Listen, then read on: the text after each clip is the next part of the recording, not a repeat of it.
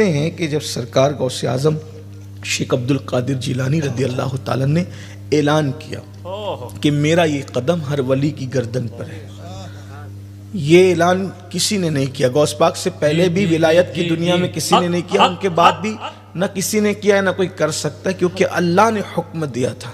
अच्छा, कुछ लोग इसको आपको बहकाने के लिए बात कहते हैं कि वो उन्होंने बेहोशी में कह दिया था और शुक्र में कह दिया था। कोई बेहोशी नहीं थी, अल्लाह का हुक्म था और हुक्म पर कहा। और हम इस पर बिल्कुल यकीन रखते हैं कि मेरे गौस ने हुक्म इलाही पर शेख मुहक्किक शेख अब्दुल हक मुहद्दिस देहलवी ने फरमाया कि अल्लाह का हुक्म था, मिन जानिबिल्लाह ये हुक्म था कि आप कहो कि मेरा ये कदम हर वली की गर्दन पर। और हर वली ने गर्दन झुकाई, हर वली ने गर्दन झुकाई। उस वक्त एक साहब थे, वो वली थे, ये याद रखना। यानी अपने गौस की शान देखो। आम आदमी लड़ाई झगड़ा ले तो उसका ठिकाना ही क्या है। वली होकर भी अगर किसी से कोई मिस्टेक हो जाए, इस मामले में गौसे पाक के मामले में गौस पाक क्या है, ये बात आप याद रखना। आगे मैं कुछ बात इस पर अर्ज करूंगा इख्तितामी लम्हात पर, आप बहुत तवज्जो करना।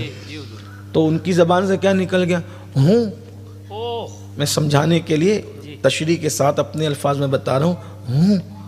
वो भी वली, मैं भी वली, तो उनका कदम मैं क्यों लूं, उनका कदम मैं क्यों लूं। जब किसी ने फरमाया ना कि अल्लाह तबारक व तआला जब किसी को सजा देता है किसी चीज की, तो क्या करता है, किसी वली से टकरा देता है।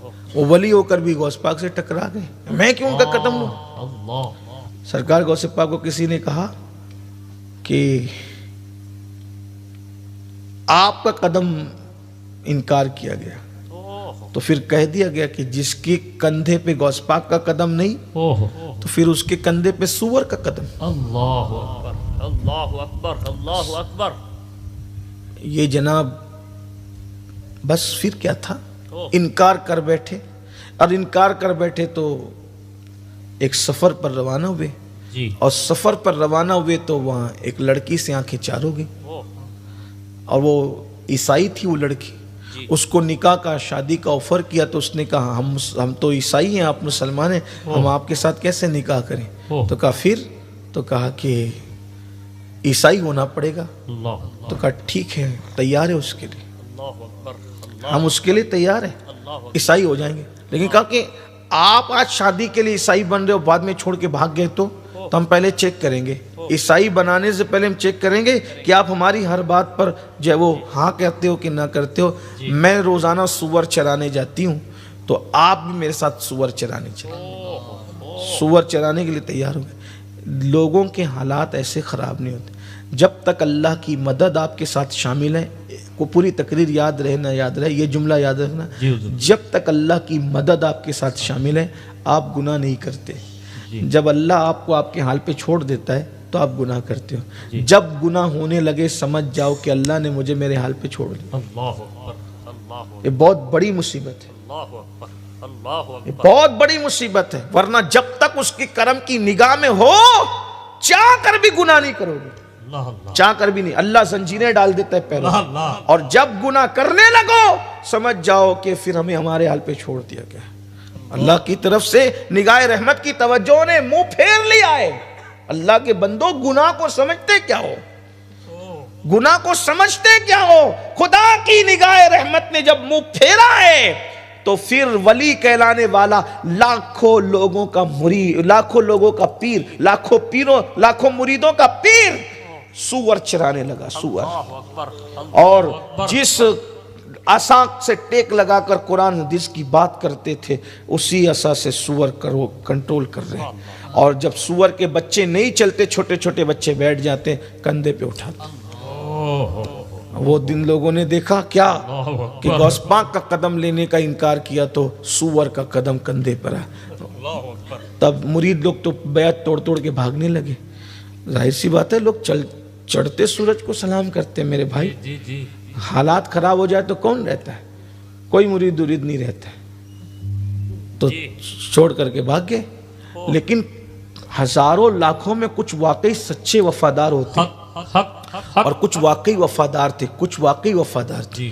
तो वो जो वफादार थे पीर का ये हाल देख के बहुत रोते थे। रात को आके चुपके से, हजरत पीर साहब अभी भी हम आपको पीर मानते हैं, ये सब आप क्या कर रहे हैं? तो कहा कि मैं क्या करूं, मेरा दिल पे कंट्रोल नहीं है। मैं भी सोचता हूं मुझे तुमसे ज्यादा सिखाया तो दीन मैंने तुमको है ना, मैं दीन ना जानूं, लेकिन अब क्या करूं, मैं बोलने कुछ जाता हूं, बोल कुछ पढ़ता हूं, मेरे पास मेरे हालात में मेरा कंट्रोल नहीं है।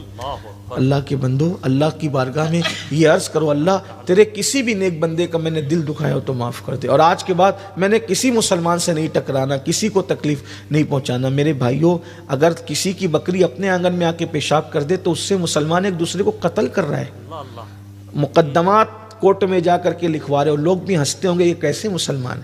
एक मुसलमान वो थे जो एक दूसरे पे अपनी जान कुर्बान करते थे, और अभी घर के आंगन में किसी ने कचरा डाल दिया तो मर्डर कर रहे हो एक दूसरे का। कौन सा दीन है? कहाँ हो? दीन से दूर हो चुके हो।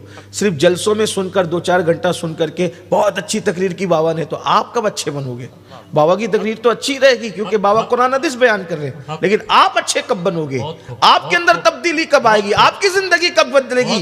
याद रखना, तकरीर की तारीफ करने से फायदा नहीं होगा जब तक हम अपनी जिंदगी को तब्दील न करें। अल्लाह के बंदो, बदलो, अपनी जिंदगियां बदलो। कौम की बेटियों से भी कहता हूं, सास सता रही है, आप उसके सताने के मुकाबले में उसको ना सताओ, इसलिए कि नफरत और मोहब्बतों में जब जंग होती है हमेशा नफरतें हार जाती है, मोहब्बतें जीत जाती है। ए कौम की बेटियों, कोई तुम्हें दुख दे, तकलीफ पहुंचाए, उसका जवाब मोहब्बत से दो, प्यार से दो, इसलिए कि हथियार से जो जंग नहीं जीती जा सकती वो जंगे मोहब्बतों से जीती जाती है। घर के अंदर लड़ाई झगड़े, गाली का मुकाबला गाली से न करो, जराइम का मुकाबला जराइम से न करो, नफरत का मुकाबला नफरतों से न करो।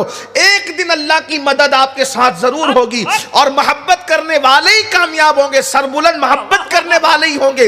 नफरत करने वाले आपके गुलाम बनेंगे, मोहब्बत करने वाले को आका बनाया जाएगा।